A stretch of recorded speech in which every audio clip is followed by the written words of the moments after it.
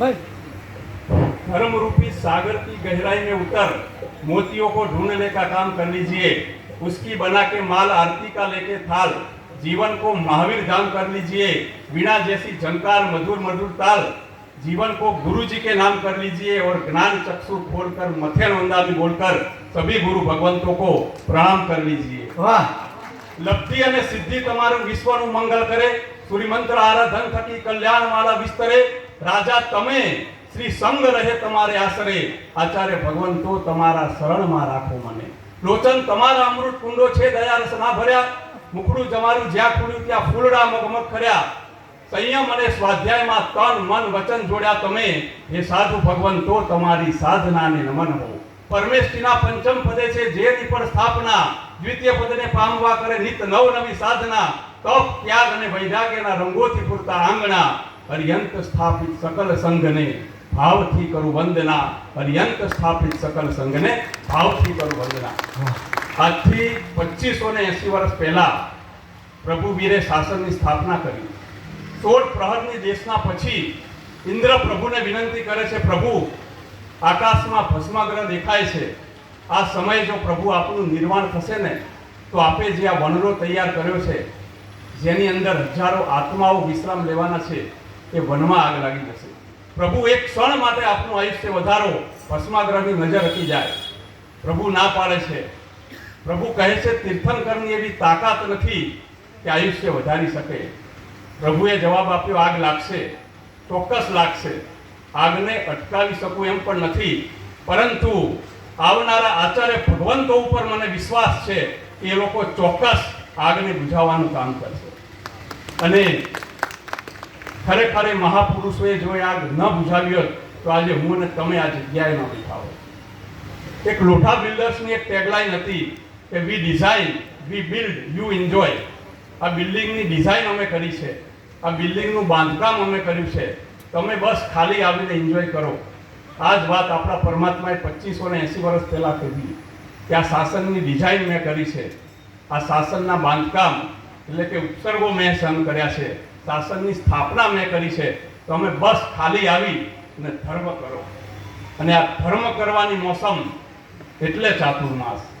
अच्छे कर्मों से बड़ी राहत क्या होगी, नेकी से बड़ी इबादत क्या होगी। और जिस इंसान के सर पे कृपा हो गुरुदेव की, उसे जिंदगी से शिकायत क्या होगी। गुरुदेवની કૃપા મેળવવાનો અવસર એટલે ચાતુર્માસ।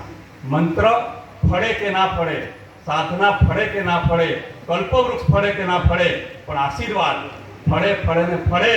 ગુરુદેવના આશીર્વાદ મેળવવાનો અવસર એટલે ચાતુર્માસ। અને પરમ પૂજ્ય પન્યાસ પ્રવર એવા કુલદર્શન વિજયજી મહારાજ સાહેબ અત્યારે ઉપસ્થિત છે, એમના જ શબ્દોમાં કહીએ તો ચાતુર્માસ સાહેબજી, ચાતુર્માસ 4 અક્ષરનો શબ્દ।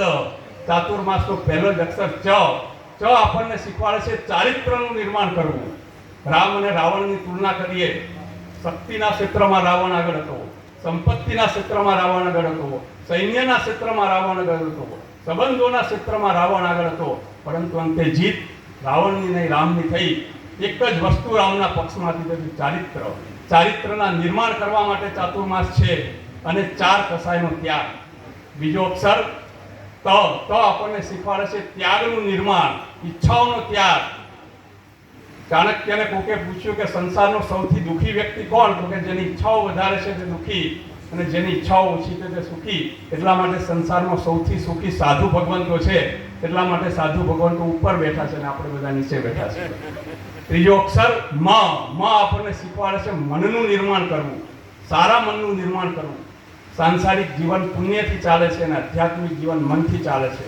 મનનું નિર્માણ અને મમત્વનો ત્યાગ। અને ચોથો અક્ષર છે સ।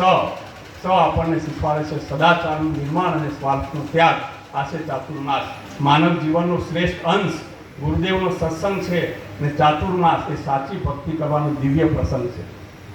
આપણા સંઘના મહાન પુણ્યોદય અને આજે કલિકાલ સર્વજ્ઞ પરમ પૂજ્ય આચાર્ય ભગવાન હેમચંદ્રાચાર્ય શ્રી સ્વર્ગીય મહારાજ સાહેબને શબ્દો યાદ આવે કે તમારા સંઘમાં ગુરુદેવના પગલા થાય, ગુરુ તમારી વિનંતીને સ્વીકારીને સંઘમાં પધારે, એ તમારા પ્રકૃષ્ટમાં પ્રકૃષ્ટ પુણ્યની નિશાની છે। તો આજે આપણા સંઘમાં આટલા બધા ભગવંતોના પગલા થયા, સાધ્વી ભગવંતોના પગલા થયા છે, તો આપણા સંઘના મહાન પુણ્યોદય આ વર્ષે આપણને પરમ પૂજ્ય આચાર્ય ભગવાન લબ્ધી ગુરુ કૃપાપાત્ર શીલ રત્ન સુરીશ્વરજી મહારાજનું ચાતુર્માસ મળ્યું છે. ખૂબ જ ટૂંકમાં મારી વાત પતાવીશ.